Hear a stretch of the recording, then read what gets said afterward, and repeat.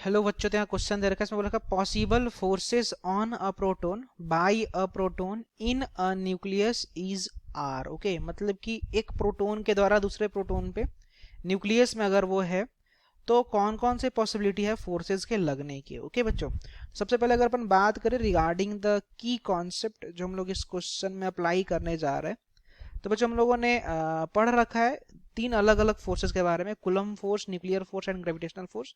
तो सिंपल इस क्वेश्चन के लिए अपन क्या करेंगे, उसके प्रॉपर्टीज अगर हम लोगों ने पढ़ रखा है तो इसको अपन आराम से सॉल्व कर पाएंगे। तो अगर मैं की कॉन्सेप्ट के बारे में बात करूं तो मैं बोल सकता हूं कि किसका किसका प्रॉपर्टी के बारे में हम लोग चर्चा करेंगे इस क्वेश्चन में। तो अबाउट प्रॉपर्टीज ऑफ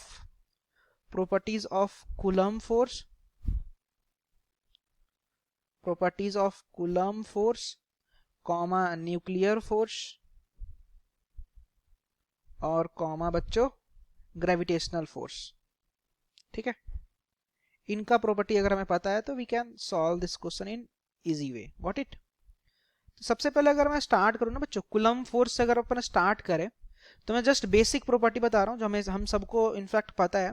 अगर मैं स्टार्ट करूँ फ्रॉम द कुलम्स फोर्स से, तो बच्चों कुलम फोर्स किन के बीच में लग रहा होता है। अगर मैं आपसे बोलूँ कि बताओ कुलम फोर्स किन के बीच में लग रहा होता है, तो आपका क्या रिप्लाई आएगा। तो आप बोलोगे कि जो कुलम फोर्स होता है बच्चों, जो सबसे बेसिक अगर आप इसको डिफाइन करो या फिर बोल सकते हो कि किन के बीच में लग रहा होता है, तो यू कैन से ना कि कुलम फोर्स जो होता है आपका बिटवीन चार्ज पार्टिकल के बीच में लग रहा होता है, बिटवीन चार्ज पार्टिकल के बीच में। Got it.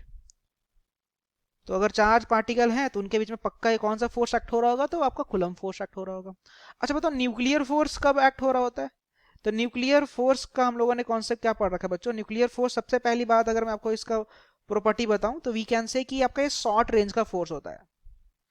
मतलब कि अगर आपके पार्टिकल्स अगर आपके काफी नजदीक काफी करीब में रखे हो तो उस कंडीशन में जो उन पे एक फोर्स लग रहा होता है, दैट इज व्हाट, तो न्यूक्लियर फोर्स। तो that's why we can say ना कि ये आपका कैसा होता है, शॉर्ट रेंज फोर्स होता है। इनफैक्ट पार्टिकल के बीच का जो दूरी होता है ना, वो less than equal to 1 fermi होता है ना, तो इन दैट कंडीशन में आपका ये एक्ट हो रहा होता है। और इनफैक्ट ये कहाँ पे एक्ट हो रहा होता है, तो ये जो इतना न्यूनतम दूरी कहाँ पे पाया जाता है बच्चों, तो इतना न्यूनतम दूरी आपके किसी न्यूक्लियस में पाया जाता है। ठीक है, जब अगर आप पार्टिकल्स को अगर आप इन द न्यूक्लियस में अगर आप रख रहे हो तो वहां पे आपका ये दूरी ऑब्टेन्ड हो रहा था। ओके, तो ये आपका एक्चुअली अगर मतलब अगर बोला जाए कि कहाँ पे जनरली देखा जाता है, तो यू कैन से कि inside the nucleus.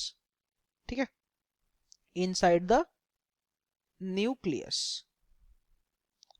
Got it.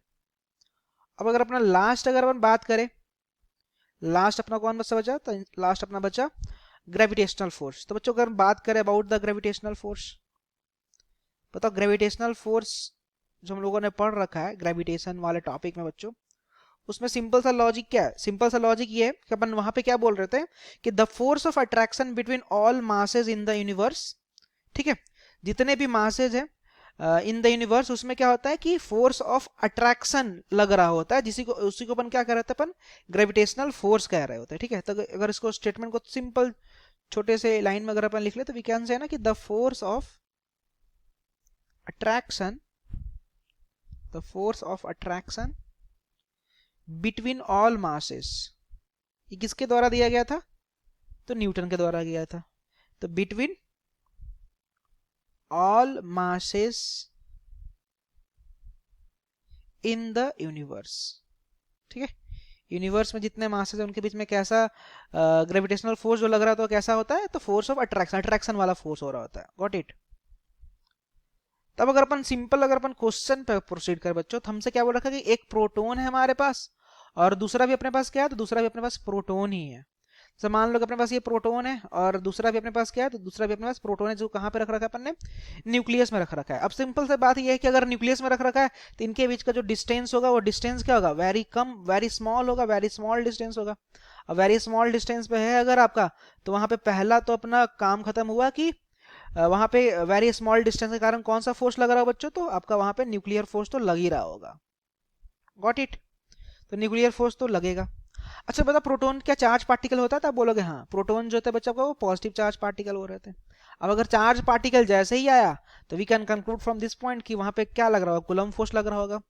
और तो और अगर आपको बोलूं कि प्रोटॉन का मास भी होता है क्या कुछ, तो आप बोलोगे हाँ, प्रोटॉन का क्या होता है, प्रोटॉन का बच्चों मास भी हो रहा होता है। ठीक है, इनफैक्ट अगर मैं मास ऑफ द प्रोटॉन लिखूं, तो प्रोटॉन का मास कितना होता है, मास ऑफ प्रोटॉन कितना होता है बच्चों, तो हम लोगों ने पढ़ रखा है होता है आपका 1.67 इंटू 10⁻⁻27 kg। ओके, तो यहाँ पे देख सकते हैं ना कि ये भी आपका एक मास है और ये वाला भी आपका मास है, और जब भी दो मास होते हैं यूनिवर्स में तो उनपे कैसा फोर्स लगता है, तो फोर्स ऑफ अट्रैक्शन लग रहा होता है, ठीक है, उसी को अपन ग्रेविटेशनल फोर्स कह रहे हैं।